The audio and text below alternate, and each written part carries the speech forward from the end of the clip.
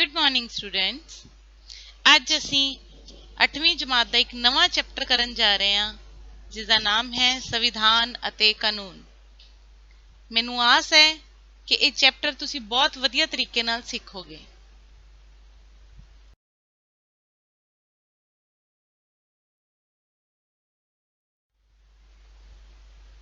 ਜੀ ਬੇਟਾ, ਇੱਕ ਲੰਬੇ ਸਮੇਂ ਦੀ ਗੁਲਾਮੀ ਤੇ ਸੰਘਰਸ਼ ਤੋਂ ਬਾਅਦ ਭਾਰਤ ਦੇਸ਼ ਦੇ ਲੋਕਾਂ ਨੂੰ 15 ਅਗਸਤ 1947 ਨੂੰ ਗੁਲਾਮੀ ਦੀਆਂ ਜੰਜੀਰਾਂ ਤੋਂ ਛੁਟਕਾਰਾ ਮਿਲ ਗਿਆ, ਯਾਨੀ ਭਾਰਤ 15 ਅਗਸਤ 1947 ਨੂੰ ਆਜ਼ਾਦ ਹੋ ਗਿਆ। ਹੁਣ ਸੁਤੰਤਰ ਭਾਰਤ ਨੂੰ ਇੱਕ ਨਵੇਂ ਸੰਵਿਧਾਨ ਦੀ ਜ਼ਰੂਰਤ ਸੀ। ਸੰਵਿਧਾਨ ਕੀ ਹੈ ਬੇਟਾ?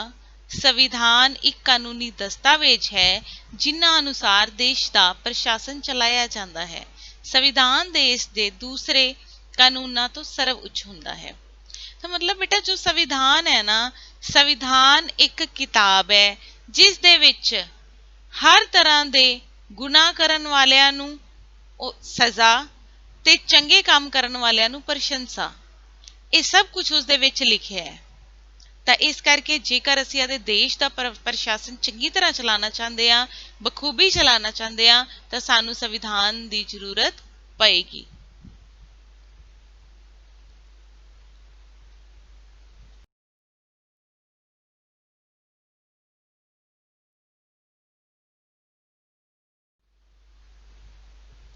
ਹਾਂਜੀ ਬੇਟਾ, ਤਾਂ ਸੰਵਿਧਾਨ ਬਣਾਉਣ ਦੇ ਲਈ ਮਸੌਦਾ ਕਮੇਟੀ ਦੀ ਨਿਯੁਕਤੀ 26 ਅਗਸਤ 1947 ਨੂੰ ਡਾਕਟਰ ਭੀਮ ਰਾਓ ਅੰਬੇਦਕਰ ਜੀ ਦੀ ਪ੍ਰਧਾਨਗੀ ਹੇਠ ਇੱਕ 7 ਮੈਂਬਰੀ ਕਮੇਟੀ ਸੰਵਿਧਾਨ ਨੂੰ ਨਿਯਮਿਤ ਰੂਪ ਦੇਣ ਦੇ ਲਈ ਬਣਾਈ ਗਈ।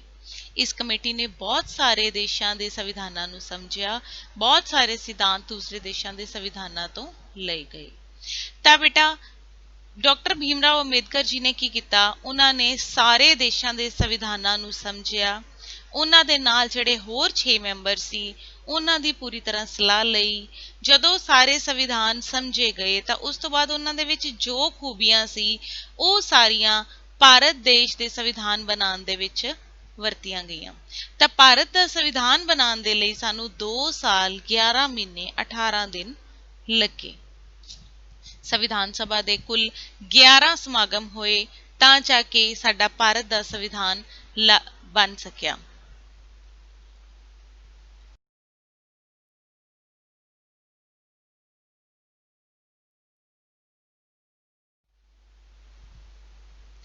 ਇਹ ਹਨ ਭਾਰਤ ਦੇ ਪਹਿਲੇ ਰਾਸ਼ਟਰਪਤੀ ਡਾਕਟਰ ਰਜਿੰਦਰ ਪ੍ਰਸਾਦ।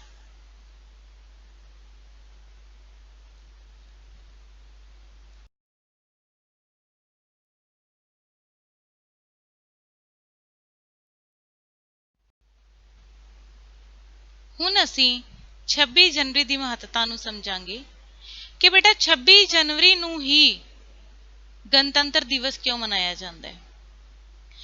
ਇਹ ਇਸ ਲਈ ਮਨਾਇਆ ਜਾਂਦਾ ਹੈ ਕਿਉਂਕਿ 31 ਦਸੰਬਰ 1929 ਨੂੰ ਰਾਵੀ ਨਦੀ ਦੇ ਕੰਢੇ ਤੇ ਪੰਡਿਤ ਜਵਾਹਰ ਲਾਲ ਨਹਿਰੂ ਜੀ ਦੀ ਅਗਵਾਈ ਹੇਠ ਪਹਿਲੀ ਵਾਰ ਕਾਂਗਰਸ ਸਰਕਾਰ ਨੇ ਪੂਰਨ ਸਵਰਾਜ ਮਤਾ ਪਾਸ ਕੀਤਾ। ਉਸ ਸਮੇਂ ਘੋਸ਼ਣਾ ਕੀਤੀ ਗਈ ਕਿ 26 ਜਨਵਰੀ 1930, ਕਿਉਂਕਿ ਬੇਟਾ ਜਿਹੜਾ ਇਹ ਪੂਰਨ ਸਵਰਾਜ ਦਾ ਮਤਾ ਪਾਸ ਹੋਇਆ ਸੀ ਉਹ 1929 ਚ ਹੋਇਆ ਸੀ, ਤਾਂ ਇਹ ਘੋਸ਼ਣਾ ਕੀਤੀ ਗਈ ਸੀ ਕਿ 26 ਜਨਵਰੀ 1930 ਦਾ ਜੋ ਦਿਨ ਹੋਏਗਾ ਉਸ ਨੂੰ ਭਾਰਤ ਦੇ ਵਿੱਚ ਸੁਤੰਤਰਤਾ ਦਾ ਦਿਹਾੜਾ ਸੰਪੂਰਨ ਆਜ਼ਾਦੀ ਦੇ ਰੂਪ ਦੇ ਵਿੱਚ ਮਨਾਇਆ ਜਾਏਗਾ। ਤਾਂ ਇਸ ਕਰਕੇ 26 ਤਰੀਕ ਦੀ ਮਹੱਤਤਾ ਨੂੰ ਸਮਝਦੇ ਹੋਏ ਉਹਨਾਂ ਨੇ 26 ਜਨਵਰੀ 1950 ਨੂੰ ਸੰਵਿਧਾਨ ਲਾਗੂ ਕਰ ਦਿੱਤਾ ਗਿਆ। ਸੰਵਿਧਾਨ ਸਭਾ ਦੀ ਅੰਤਿਮ ਬੈਠਕ 25 ਜਨਵਰੀ 1950 ਨੂੰ ਹੋਈ, ਜਿਸ ਵਿੱਚ ਡਾਕਟਰ ਰਜਿੰਦਰ ਪ੍ਰਸਾਦ ਨੂੰ ਭਾਰਤ ਦਾ ਪਹਿਲਾ ਰਾਸ਼ਟਰਪਤੀ ਚੁਣਿਆ ਗਿਆ।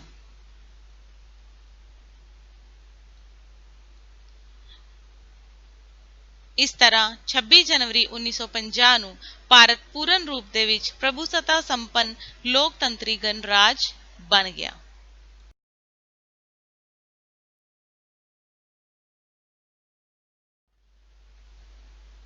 ਹਾਂਜੀ, ਹੁਣ ਅਸੀਂ ਕਾਨੂੰਨ ਬਾਰੇ ਪੜਾਂਗੇ। ਕਾਨੂੰਨ ਦਾ ਸਭ ਤੋਂ ਪਹਿਲਾਂ ਸਾਨੂੰ ਮੀਨਿੰਗ ਕਲੀਅਰ ਹੋਣਾ ਬਹੁਤ ਜ਼ਰੂਰੀ ਹੈ। ਕਾਨੂੰਨ ਦਾ ਸ਼ਾਬਦਿਕ ਅਰਥ ਕੀ ਹੈ? ਕਾਨੂੰਨ ਅੰਗਰੇਜ਼ੀ ਭਾਸ਼ਾ ਦੇ ਸ਼ਬਦ ਲਾ LAW ਦਾ ਅਨੁਵਾਦ ਹੈ। ਲੌ ਸ਼ਬਦ ਦੀ ਉਤਪਤੀ ਟਿਊਟੋਨਿਕ ਭਾਸ਼ਾ ਦੇ ਸ਼ਬਦ ਲੈਗ ਤੋਂ ਹੋਈ, ਜਿਸ ਦਾ ਅਰਥ ਹੈ ਨਿਸ਼ਚਿਤ। ਨਿਯਮ। ਭਾਰਤੀ ਸੰਵਿਧਾਨ ਦੇ ਅਨੁਸਾਰ ਭਾਰਤ ਦੇ ਵਿੱਚ ਕਾਨੂੰਨ ਦਾ ਸ਼ਾਸਨ ਲਾਗੂ ਕੀਤਾ ਗਿਆ। ਕਾਨੂੰਨ ਦੀ ਨਜ਼ਰ ਵਿੱਚ ਸਭ ਬਰਾਬਰ ਨੇ। ਕਿਸੇ ਨਾਲ ਵੀ ਕਿਸੇ ਵੀ ਤਰ੍ਹਾਂ ਦਾ ਜਾਤ, ਰੰਗ, ਨਸਲ ਦੇ ਆਧਾਰ ਤੇ ਕੋਈ ਵੀ ਵਿਤਕਰਾ ਨਹੀਂ ਕੀਤਾ ਜਾਏਗਾ। ਇੱਕ ਜੁਰਮ ਚਾਹੇ ਉਹ ਰਾਸ਼ਟਰਪਤੀ ਦੇ ਬੇਟੇ ਨੇ ਕੀਤਾ ਹੋਏ, ਚਾਹੇ ਉਹ ਕਿਸੇ ਗਰੀਬ ਦੇ ਬੇਟੇ ਨੇ ਕੀਤਾ ਹੋਏ, ਉਸ ਦੀ ਸਜ਼ਾ ਇੱਕੋ ਵਰਗੀ ਹੋਏਗੀ।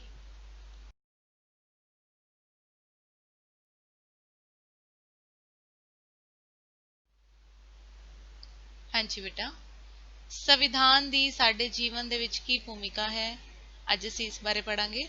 ਮਨੁੱਖ ਸਮਾਜ ਦੇ ਵਿੱਚ ਰਹਿੰਦਾ ਹੈ। ਸਮਾਜ ਦੇ ਵਿੱਚ ਰਹਿੰਦੇ ਹੋਏ ਉਹ ਬਹੁਤ ਸਾਰੇ ਸਮੁਦਾਇ, ਸੰਘ, ਸਮੂਹ ਬਣਾਉਂਦਾ ਹੈ। ਤੇ ਜੇਕਰ ਅਸੀਂ ਇਹਨਾਂ ਸਮੁਦਾਇ, ਸਮੂਹ, ਸੰਘ ਨੂੰ ਸਹੀ ਤਰੀਕੇ ਨਾਲ ਚਲਾਉਣਾ ਚਾਹੁੰਦੇ ਹਾਂ ਤਾਂ ਉਹਦੇ ਲਈ ਸਾਨੂੰ ਕਾਨੂੰਨ ਜਾਂ ਨਿਯਮਾਂ ਦੀ ਜ਼ਰੂਰਤ ਜ਼ਰੂਰ ਪੈਂਦੀ ਹੈ। ਜਿਵੇਂ ਕਿ ਬੇਟਾ ਆਪਾਂ ਗੱਲ ਕਰੀਏ ਪੁਰਾਣੇ ਸਮੇਂ ਦੀ, ਜਦੋਂ ਲੜਕੀਆਂ ਨੂੰ ਪੜ੍ਹਾਇਆ ਨਹੀਂ ਜਾਂਦਾ ਸੀ,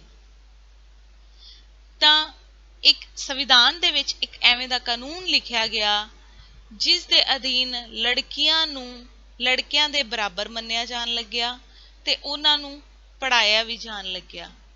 ਤਾਂ ਇਸ ਤਰੀਕੇ ਨਾਲ ਬੇਟਾ ਜਿਹੜੀ ਚੀਜ਼ ਸੰਵਿਧਾਨ ਦੇ ਵਿੱਚ ਲਿਖੀ ਜਾਂਦੀ ਹੈ ਉਹ ਚੀਜ਼ ਕਾਨੂੰਨ ਬਣ ਜਾਂਦੀ ਹੈ। ਤੁਹਾਡੇ ਕੋਲ ਨੀਚੇ ਇੱਕ ਚਾਰਟ ਦਿੱਤਾ ਗਿਆ। ਚਾਰਟ ਦੇ ਵਿੱਚ ਸਾਰੀ ਤਰ੍ਹਾਂ ਦੀਆਂ ਸਮਾਜਿਕ ਬੁਰਾਈਆਂ ਨੂੰ ਦੂਰ ਕਰਨ ਲਈ ਸੰਵਿਧਾਨ ਦੇ ਵਿੱਚ ਜਗ੍ਹਾ ਦਿੱਤੀ ਗਈ, ਕਾਨੂੰਨ ਬਣਾਏ ਗਏ, ਤਾਂ ਜਿਸ ਦੇ ਨਾਲ ਸਮਾਜ ਨੂੰ ਇੱਕ ਨਵਾਂ ਰੂਪ ਮਿਲਿਆ। ਸਮਾਜ ਦੇ ਲੋਕ ਇੱਕ ਨਵੀਂ ਰਾਹ ਤੇ ਚੱਲਣੀ ਸ਼ੁਰੂ ਹੋ ਗਈ।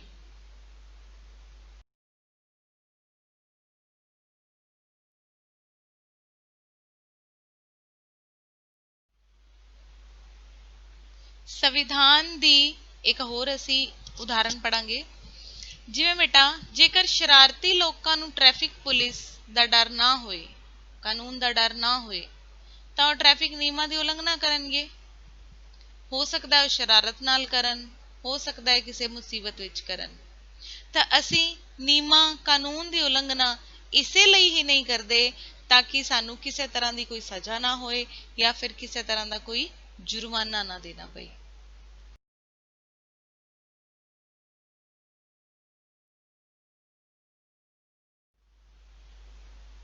ਜੀ ਬੇਟਾ, ਹੁਣ ਅਸੀਂ ਸੰਵਿਧਾਨ ਦੀ ਸਰਵਉੱਚਤਾ ਬਾਰੇ ਪੜਾਂਗੇ। ਸੰਵਿਧਾਨ ਨੂੰ ਸਭ ਤੋਂ ਉੱਚਾ ਮੰਨਿਆ ਜਾਂਦਾ ਹੈ। ਸਾਡੀ ਸਰਕਾਰ ਦੇ ਵਿੱਚ ਅਹਿਮ ਅਹੁਦਿਆਂ ਦੀ ਨਿਯੁਕਤੀ ਤੋਂ ਪਹਿਲਾਂ ਸੰਵਿਧਾਨ ਦੀ ਸਰਵਉੱਚਤਾ, ਸੰਵਿਧਾਨ ਨੂੰ ਮੰਨਣ ਦੀ ਸਹੁੰ ਚੁਕਾਈ ਜਾਂਦੀ ਹੈ। ਕਾਨੂੰਨ ਦੀ ਪੈਰਵੀ ਦੇ ਲਈ ਨਿਆਂਪਾਲਿਕਾ ਦਾ ਗਠਨ ਕੀਤਾ ਗਿਆ ਹੈ। ਇਸ ਨੂੰ ਬਿਲਕੁਲ ਆਜ਼ਾਦ ਤੇ ਨਿਰਪੱਖ ਬਣਾਇਆ ਗਿਆ ਹੈ। ਜੇਕਰ ਕੋਈ ਸੰਸਥਾ ਸੰਵਿਧਾਨ ਅਨੁਸਾਰ ਕੰਮ ਨਹੀਂ ਕਰਦੀ ਤਾਂ ਉਸ ਨੂੰ ਗੈਰ ਸੰਵਿਧਾਨਿਕ ਘੋਸ਼ਿਤ ਕਰ ਦਿੱਤਾ ਜਾਂਦਾ ਹੈ। ਤਾਂ ਬੇਟਾ ਜਦੋਂ ਵੀ ਸਰਕਾਰ ਬਣਦੀ ਹੈ, ਸਾਰੇ ਮੰਤਰੀ ਆਪਣੇ ਆਪਣੇ ਅਹੁਦੇ ਤੇ ਨਿਯੁਕਤ ਹੋਣ ਤੋਂ ਪਹਿਲਾਂ ਸੰਵਿਧਾਨ ਦੀ ਸਰਵਉੱਚਤਾ ਦੀ ਸਹੁੰ ਖਾਂਦੇ ਹਨ। ਤੇ ਹੋਰ ਨਿਆਂਪਾਲਿਕਾ ਦਾ ਗਠਨ ਕੀਤਾ ਗਿਆ ਹੈ ਕਿ ਜੇਕਰ ਕੋਈ ਵੀ ਸੰਸਥਾ ਸੰਵਿਧਾਨ ਦੇ ਅਨੁਸਾਰ ਕੰਮ ਨਹੀਂ ਕਰੇਗੀ ਤਾਂ ਉਸ ਨੂੰ ਗੈਰ ਸੰਵਿਧਾਨਿਕ ਘੋਸ਼ਿਤ ਕਰ ਦਿੱਤਾ ਜਾਏਗਾ।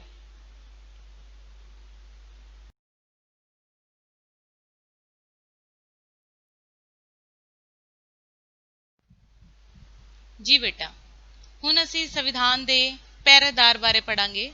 ਸੰਵਿਧਾਨ ਦੀ ਸੁਰੱਖਿਆ ਕੌਣ ਕਰਦਾ ਹੈ? ਸੰਵਿਧਾਨ ਦੇ ਅਨੁਸਾਰ ਲੋਕਾਂ ਨੂੰ ਬਹੁਤ ਸਾਰੇ ਅਧਿਕਾਰ ਪ੍ਰਾਪਤ ਹੋਏ ਹਨ। ਉਹਨਾਂ ਵਿੱਚੋਂ ਇੱਕ ਅਹਿਮ ਅਧਿਕਾਰ ਸੰਵਿਧਾਨ ਦੀ ਰੱਖਿਆ ਤੇ ਵਿਆਖਿਆ ਦਾ ਵੀ ਹੈ। ਨਿਆਂਪਾਲਿਕਾ ਨੂੰ ਨਿਆਇਕ ਪੁਨਰ ਨਿਰੀਖਣ ਦਾ ਅਧਿਕਾਰ ਦਿੱਤਾ ਗਿਆ ਹੈ।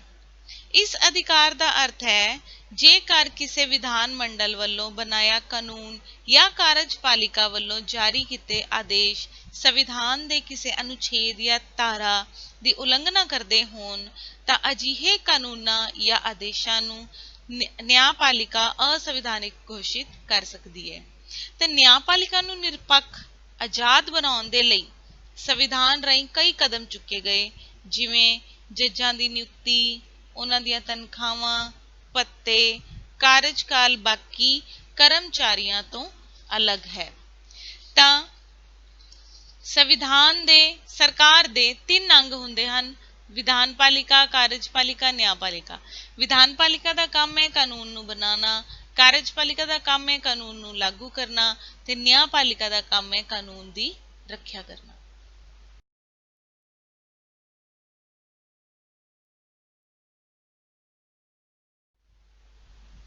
ਹੁਣ ਅਸੀਂ ਸੰਵਿਧਾਨ ਅਤੇ ਲੋਕਤੰਤਰ ਬਾਰੇ ਪੜਾਂਗੇ। ਸੰਵਿਧਾਨ ਦੇ ਅਨੁਸਾਰ ਸਾਡੇ ਦੇਸ਼ ਵਿੱਚ ਪੂਰੀ ਤਰ੍ਹਾਂ ਲੋਕਤੰਤਰੀ ਢਾਂਚਾ ਲਾਗੂ ਹੈ। ਸਾਰੇ ਅਧਿਕਾਰ ਲੋਕਾਂ ਦੇ ਹੱਥਾਂ ਵਿੱਚ ਦਿੱਤੇ ਗਏ ਹਨ। ਕਿਸੇ ਵੀ ਲੋਕਤੰਤਰੀ ਦੇਸ਼ ਦੇ ਵਿੱਚ ਸਾਰੇ ਦੇ ਸਾਰੇ ਅਧਿਕਾਰ ਲੋਕਾਂ ਦੇ ਹੱਥਾਂ ਵਿੱਚ ਹੁੰਦੇ ਹਨ, ਕਿਉਂਕਿ ਲੋਕਤੰਤਰੀ ਸਰਕਾਰ ਤੋਂ ਭਾਵ ਹੈ ਕਿ ਇਹ ਸਰਕਾਰ ਲੋਕ ਆਪ ਚੁਣਦੇ ਹਨ, ਵੋਟਾਂ ਪਾਉਂਦੇ ਹਨ, ਇੱਕ ਉਮੀਦਵਾਰ ਨੂੰ ਜਿਤਾਉਂਦੇ ਹਨ ਤੇ ਉਹੀ ਉਮੀਦਵਾਰ, ਉਹੀ ਪਾਰਟੀ ਆਪਦੀ ਸਰਕਾਰ ਬਣਾਉਂਦੀ ਹੈ। ਤਾਂ ਇਹ ਸਰਕਾਰ ਲੋਕਾਂ ਦੀ, ਲੋਕਾਂ ਲਈ, ਲੋਕਾਂ ਦੁਆਰਾ ਚੁਣੀ ਗਈ ਹੁੰਦੀ ਹੈ। ਇੱਕ ਅਧਿਕਾਰ ਸਰਕਾਰ ਦੀ ਆਲੋਚਨਾ ਕਰਨ ਦਾ ਵੀ ਦਿੱਤਾ ਗਿਆ ਹੈ। ਜਦੋਂ ਕਦੇ ਸਰਕਾਰ ਲੋਕਾਂ ਦੇ ਹਿੱਤਾਂ ਦੇ ਖਿਲਾਫ ਕੋਈ ਕਾਨੂੰਨ ਬਣਾਉਂਦੀ ਹੈ ਤਾਂ ਲੋਕ ਇਸ ਦਾ ਵਿਰੋਧ ਕਰ ਸਕਦੇ ਹਨ। ਗੁਲਾਮੀ ਦੇ ਦੌਰਾਨ ਵੀ ਮਹਾਤਮਾ ਗਾਂਧੀ ਜੀ ਦੁਆਰਾ 1920 ਵਿੱਚ ਨਾ ਮਿਲਵਰਤਨ ਅੰਦੋਲਨ, 1930 ਵਿੱਚ ਸਿਵਲ ਨਾਫਰਮਾਨੀ, 1942 ਦੇ ਵਿੱਚ ਭਾਰਤ ਛੱਡੋ ਅੰਦੋਲਨ ਚਲਾਏ ਗਏ ਸਨ ਤੇ ਆਜ਼ਾਦੀ ਤੋਂ ਬਾਅਦ ਵੀ ਬਹੁਤ ਸਾਰੇ ਅੰਦੋਲਨ ਚਲਾਏ ਗਏ, ਜਿਵੇਂ ਸ਼ਰਾਬਬੰਦੀ। ਸ਼ਰਾਬਬੰਦੀ ਕੀ ਹੈ? ਸ਼ਰਾਬਬੰਦੀ ਤੋਂ ਭਾਵ ਹੈ ਸ਼ਰਾਬ ਦੇ ਵੇਚਣ ਤੇ ਪੀਣ ਤੇ ਕਾਨੂੰਨ ਦੇ ਅਨੁਸਾਰ ਪੂਰੀ ਤਰ੍ਹਾਂ ਪਾਬੰਦੀ ਲਗਾਈ ਗਈ ਹੈ। ਜਿਵੇਂ ਗੁਜਰਾਤ, ਹਰਿਆਣਾ, ਕੇਰਲ ਦੀਆਂ ਸਰਕਾਰਾਂ ਨੇ ਪੂਰਨ ਸ਼ਰਾਬਬੰਦੀ ਕਾਨੂੰਨ ਪਾਸ ਕੀਤੇ, ਜੋ ਕਿ ਪੂਰਨ ਰੂਪ ਦੇ ਵਿੱਚ ਸਾਰਥਕ ਨਾ ਹੋ ਸਕੇ। ਸਾਡੀ ਸਰਕਾਰ ਤੇ ਸਮਾਜ ਵੱਲੋਂ ਇਹਨਾਂ ਨਸ਼ਿਆਂ ਦੀ ਪੂਰਨ ਰੋਕ ਦੇ ਉਪਰਾਲੇ ਕਰਨ ਦੀ ਲੋੜ ਹੈ। ਇਸ ਲਈ ਕਈ ਕਾਨੂੰਨਾਂ ਨੂੰ ਨਾ ਮੰਨਣਾ ਵੀ ਲੋਕਤੰਤਰੀ ਸਰਕਾਰ ਦੀ ਇੱਕ ਵਿਸ਼ੇਸ਼ਤਾ ਹੈ। ਜੇਕਰ ਕਿਸੇ ਬੁਰੇ ਕਾਨੂੰਨ ਦੀ ਵਿਰੋਧਤਾ ਨਾ ਹੋਏਗੀ ਤਾਂ ਲੋਕਤੰਤਰੀ ਸਰਕਾਰ ਤਾਨਾਸ਼ਾਹੀ ਸਰਕਾਰ ਬਣ ਜਾਏਗੀ।